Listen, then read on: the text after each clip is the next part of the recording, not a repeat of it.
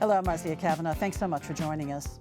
Well, as cities scramble to curb gun violence, the challenge is with finding ideas that work. Some of the city's plans came under scrutiny this week, as well as a program called Smart City, designed to provide widespread internet service. We'll look at both efforts. On a happier note, there will be plenty live music, beginning with the French Quarter Festival this weekend and the Jazz Fest the next 2 weekends. We'll look tonight at the depth of the musical talent that the city is producing, as well as the rules for nonprofit boards and the clamor for tickets. Our Future Watch section looks at the local birth rate and how it compares with a nationwide decline. And where there are births, there will soon be the need for early childhood education, an issue being addressed locally by a tax proposal. All of this is on the agenda for tonight's Informed Sources. Errol Laborde, producer of Informed Sources. LeBron Joseph, anchor and reporter, WGNO-TV, Channel 26. Don Ostrom, Channel 12's Future Watch reporter. And Matt Sledge, staff writer of the Times-Picayune, the New Orleans Advocate. And we will stay with Matt because you had a couple of stories this week that we're going to be talking about. First up, some of the youth programs at City Hall in place to try to prevent crime. Yeah, there's a profusion of programs that Mayor LaToya Cantrell's administration is operating, both for youths and young adults and adults of all ages, that are designed to intervene with some of the most at-risk people in the city to try to prevent gun violence, which, as we all know, has just forever been a terrible problem in New Orleans, but has gotten really much worse during the last 2 years during the pandemic. So these programs, as you point out, it's not just for young people, it's really, through all ages to try to prevent crime from happening. Mayor Landrieu, former Mayor Mitch Landrieu, had a program called NOLA for Life, and then Mayor Cantrell came in and she made some changes to it. So why don't you explain that a bit to us, and also how the council is really maybe not convinced that these are working.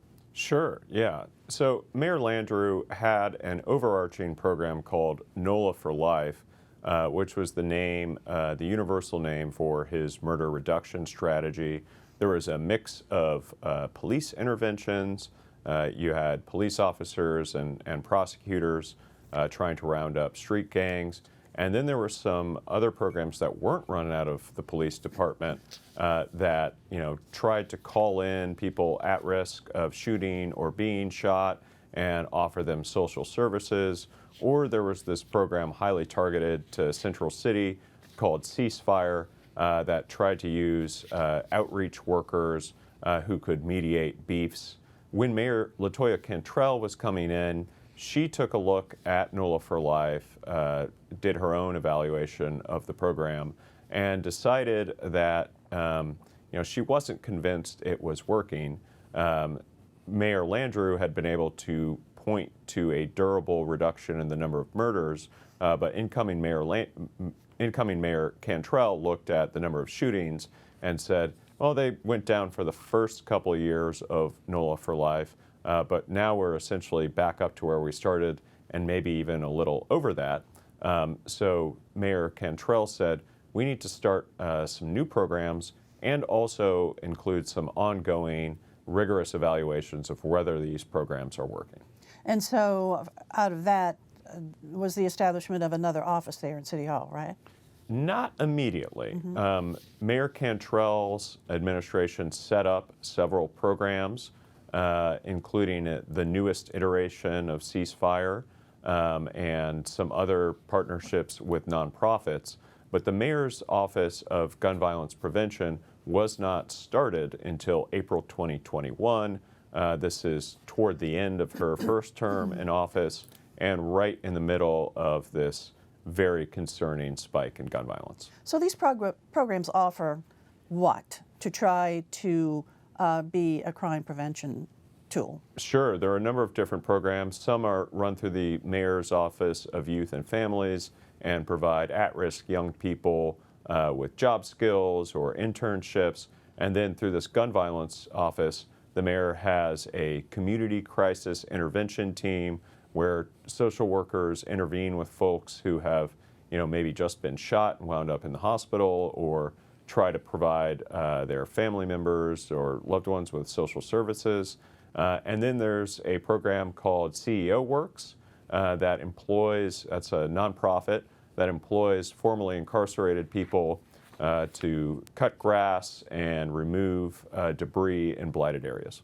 So your piece talked about how council members now, this present council, they have some questions about this program, and they want to see if the money that's being spent on these programs is doing any good. Sure, yeah, and I think for context, as anybody who's been following this council knows, they're much more aggressive in their relationship with the mayor than the last council was, much more prone to ask questions in general, and one of the things they've zeroed in on is on this Office of Gun Violence Prevention, and they're saying, well, look, Mayor, when you came in, you promised that you would conduct ongoing evaluations of whether these programs are working, but it's taken several years after the programs were launched to really stand up the rigorous evaluation of these programs that you said you would have. So there's been this tussle back and forth over the last couple months over this, starting with the discussions the council had in January about the crime problem in the city. And I think it's going to be something to really watch as we head in to the city budgeting process over the next few months. Because is there a potential that this office wouldn't be funded if council doesn't like what they see? Yeah, you've got J.P. Morrell, the council vice president, who's very outspoken on criminal justice issues, saying, I want to see results, and your budget could be at risk if I don't see results. Okay, well, like you said, I'm sure we'll be hearing a lot more about this as it goes along, because the council's asking for some data right now.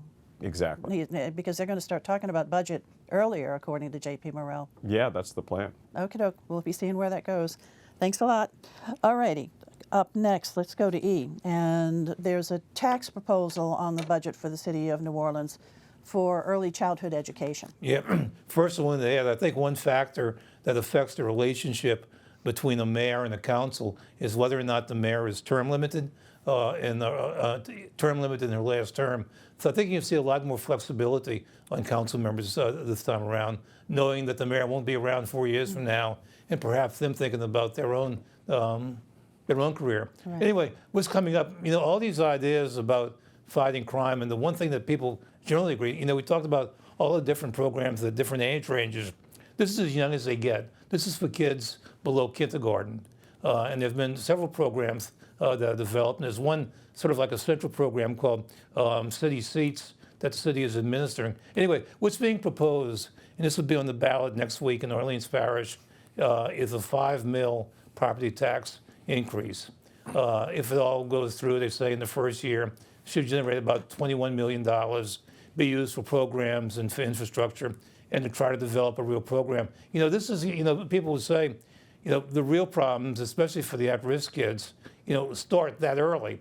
And this is a chance to get with them as far as nutrition, as far as attitudes about life and just learning and seeing things. And so it's important for all else that follows to have this kind of a program. So I'll be on the ballot next week. A lot of people for years have been supporting it. My instinct is that it's going to pass, and it's going to pass big. And the reason is because usually when there's something on the ballot that the city leaders want to see pass, they slate it for an election that's going to be a low turnout election. This is going to be a low turnout election. It's a Saturday with Jazz Fest, no real opposition. And so what happens is that the chronic voters come out. Those are the ones who are the more civic voters and the real committed voters. So I think they're going to vote for it. Bureau of Governmental Research is for it, and that's going to influence the media support. So this has a good chance to pass. It'll be an important step that the city is taking towards funding this kind of program. It's for 20 years, and then I guess there'll be a renewal after that. Right. And right now, City Seats provides seats for about 400 kids. If this tax is approved by the voters, it would expand it to maybe as many as 2,000, given 1,000 of the tax money, and then it would be matched by the state, so the program says. Which is administered by the Agenda for Children, right, with the city and different partners too. Okay, so on the ballot next Saturday. Yep, next Saturday, April 30th. Okay, it's music time. It's music everywhere. I mean, there's always music in the city, but we got a lot of it over the next few weeks. All right, LeBron, who's going to be playing? Yeah, a little bit of everybody. And this weekend, as far as who, French Quarter Fest sort of slates as one of the favorite festivals for locals because of the number of local musicians that they employ. And I say local, it's regional, it's Zydeco, it's Cajun music, it's a little bit of everything. 1,700 is what they tout over at French Quarter Festival. And the beauty of French Quarter Fest for a lot of folks is that it's a big free party, very similar to Mardi Gras with 20 stages and awesome. And the first time, and we've had to wait 3 years to get to this point.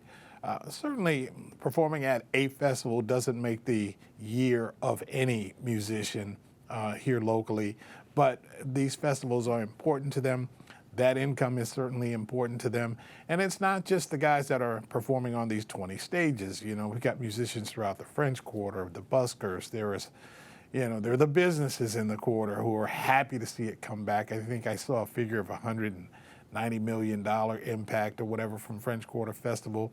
I chuckled earlier this week. I was at the press conference that the city did where they're encouraging folks, hey, we know it's going to be big and crowded and great weather and all that. Please ride share. And you think back 10 years ago when ride share wasn't a word, but you started hearing words like Uber and Lyft and things like that. We didn't have a great relationship with those companies early on, but now we embrace them certainly in order to move all of our people downtown or catch a streetcar or something like that. But exciting nonetheless. And not only this weekend, but for the next 2 weekends, right. The same with Jazz Fest, employing thousands of our local musicians and brass bands and Mardi Gras Indians and social aid and pleasure clubs. They all get a check. The vendors as well. The economic impact is unmatched. The food and the crafts, of course. So let's talk musicians. Sure. We just saw our New Orleans' own John Batiste just walk away with an armload of Grammy awards. Yeah. So well deserved. We love him. So many wonderful artists that are coming up, that remain, that have been playing for us for years. Mm-hmm. You wanted to talk about some of those? Sure. When you talk Grammys, we've had great representation the past couple of years, even if, in fact, we haven't had wins. Tank and the Bangers is one group that's made a whole lot of noise nationally. They were nominated for Best New Artist a couple of years ago at the Grammys as well. They headlined last night over at French Quarter Fest. Tonight, or today I should say, Kermit Ruffins is another big name that you had out there. Everyone that you could imagine. I mentioned earlier Joshua Starkman, who is someone that I absolutely love. He's a guitarist with a great presence on social media, but he's a very versatile guitarist who is just brilliant, plays with everybody, plays all kinds of music. It is a beautiful thing to see the different types of music and the way that buffet looks now. John Batiste was such a incredible moment winning the Album of the Year Grammy, primarily because it has crossed our music into a place it hadn't been, with all of the thousands of great musicians that we've had come out of New Orleans to finally get the recognition of our music. And he certainly claims New Orleans as being his biggest influence on anything that he does. To get that type of recognition is really heartwarming. LeBron, do we have any people working on the traditional jazz? Is that staying alive, yes, or is it being fused into something else? Traditional jazz is staying alive, and I think we also have a bit of a changing of the guard on some of the traditional jazz. Now, yes, you still got Tim McLaughlin and people like that. You still have the, Preservation Hall Jazz Band, who stays to what they are. A number of traditional artists, but you also have sort of a changing of the guard on the brass band side, which is where the traditional stuff sort of grew out of, or it grew out of the traditional sound, I should say. Bands like who were hot 20 years ago, the Rebirth Brass Band and Hot 8 and people like that, that sort of put our stamp out there. There is New Breed now. There is a Big Six. There are just these really exciting young lions that are continuing to play the music, and it's really exciting. And I know there are programs out there to help engender, future jazz artists, and also Yes. music in other genres too. You're exactly right. We've got these programs that have done really, really well. The lipstick on the pig for Hurricane Katrina, if you will. One of the beautiful things to come out of that was the Ellis Marcellus Center, which they have continued to do brilliant work of teaching kids coming out of the Upper Ninth Ward this music, and it is wonderful. It's a program that has a summer program and then a year-round program, a music program. You have the Roots of Music program that continues to do really, really well. Derek Tabb, the after-school program there, and certainly you can't forget the institutions like NOCA and places like that, or the jazz school over at UNO and Loyola that continue to sort of produce these brilliant musicians, and it keeps on going. And we'll be able to go hear so many of them over this weekend and the next 2 weekends. Looking forward to it. Oh, yeah. Glad it's all returning. Yes, yes. All right, thanks a lot, LeBron. Don, let's go on over to you. Birth rates in our area and around our state, how's it comparing to nationwide? Nationwide, if we want to continue producing those beautiful musicians, we might need to continue producing. We are not actually doing great compared to the nation. Nationwide, actually, last year, deaths outpaced births in 73% of the counties or parishes that were measured. A lot of that had to do with COVID deaths and the continually decreasing fertility rates across the nation. They've been lower than what we need to replace ourselves since the 1970s, and they continue to get lower than that. The last numbers were 1.64 children per woman in 2020, according to the Centers for Disease Control and Prevention. Apparently, we need to be at about 2.1 children per person. Obviously, we can't have 0.1 children, but that's where the statistics shake out. And we just are, in Louisiana in particular, are suffering population losses in addition to not producing more children. Louisiana is one of 8 states nationwide that lost 10,000 people to outward migration in the last year. And our birth rate right now in unofficial statistics is up a tiny blip for 2021 over 2020, but those numbers aren't final. So we're at 12.4 births per 1,000 women for the year 2021. But our average birth age is also going up. Our average birth age has gone to 28 years old for the first-time mother in the state. So we're seeing more people move out. We're seeing fewer people move in. We actually have had decreased net international population ingrowth at the same time. Once upon a time, the U.S. birth rate and the Louisiana birth rate were helped by migrants coming to the country, or immigrants coming to the country. They're coming in fewer numbers too. So everything is slowing down right now. New Orleans saw 7,400 people, more people move out of the parish than move into it in the last year.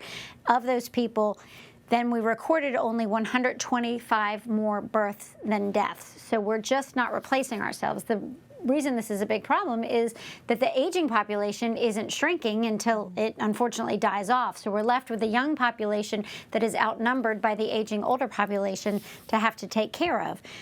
Jefferson Parish, same story. More than 8,000 people moved out of Jefferson Parish, and it only gained about 230 births more than deaths in the last year. Same thing happening in East Baton Rouge Parish. So our big metro areas are seeing lower and slower birth rates and more people moving away.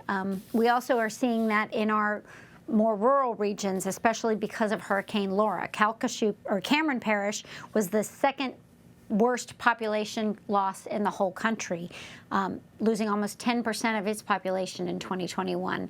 So I don't know what the answer is to what we do about the declining birth rates, because they have continued to decline over the years.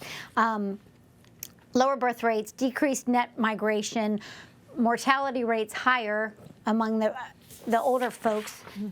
It's a real problem, and it's not getting fixed anytime soon. And part of it is because women are choosing to have children later, which also impacts fertility rates. We're more fertile when we're young.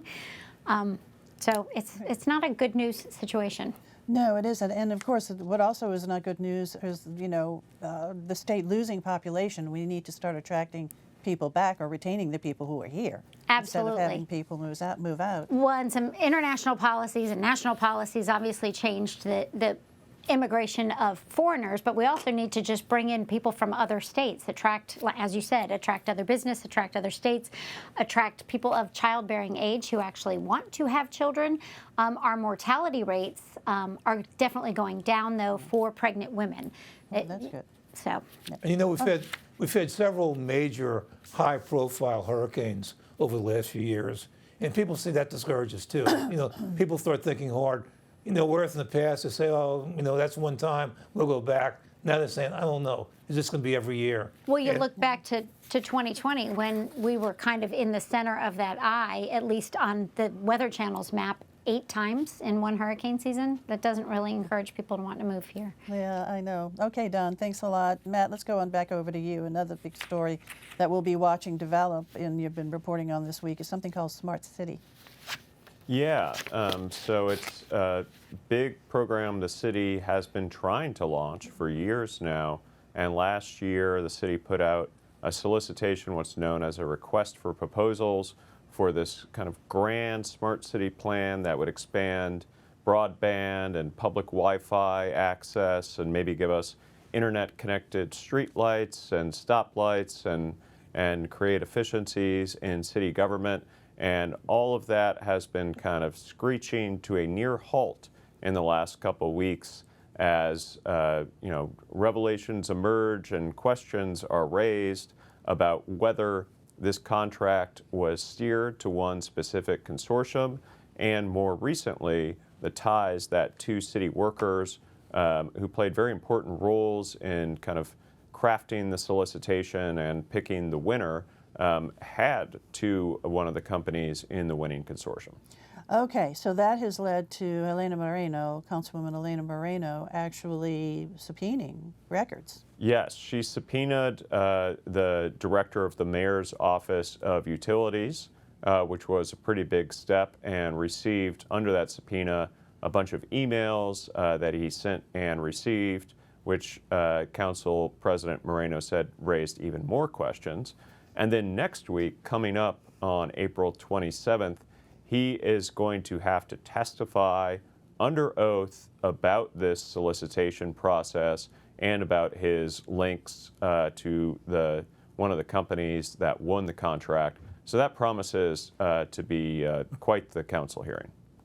Councilperson Moreno has said that she's really disturbed by the lack of transparency. I mean, there's just so many questions out there. And the city has now entered into, or plans to enter into, just a 1-year cooperative endeavor agreement, right? Yeah, so originally this contract was envisioned as a 15-year project. You really need a long time span if you're building physical infrastructure, obviously, because that takes a long time to pull off, as anybody who lives on one of these streets under construction knows. But as some of these questions started to emerge, as the council started to push back a little bit, the administration downsized its plan from 15 years to now 1 year, which would not require council approval, unlike the 15-year plan.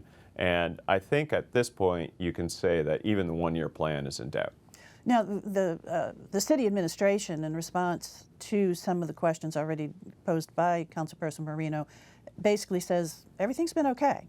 Yeah, I mean, they see no evidence of contract steering or of improper, unethical relationships between city employees and potential contractors.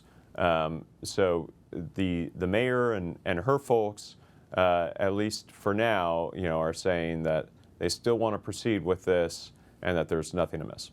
All right. Well, definitely we'll be looking for what's going to be happening next week. It should be interesting. Yes. That April 27th hearing. All right.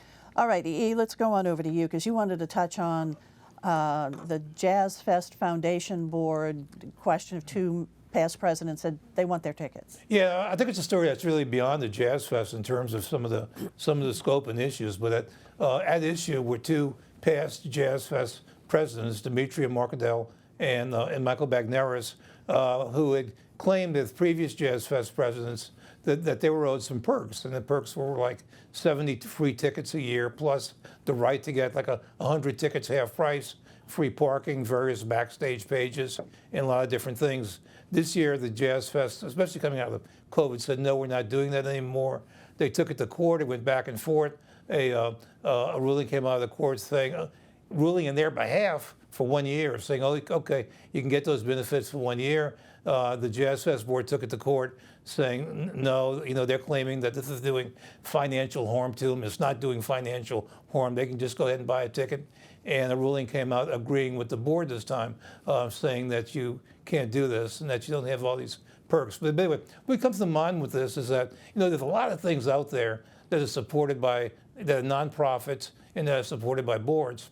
And there are a lot of people, I'm sure a lot of them are watching this show right now, who are on boards. And if you're on the board, one of the first things you're told is that you give, you don't receive.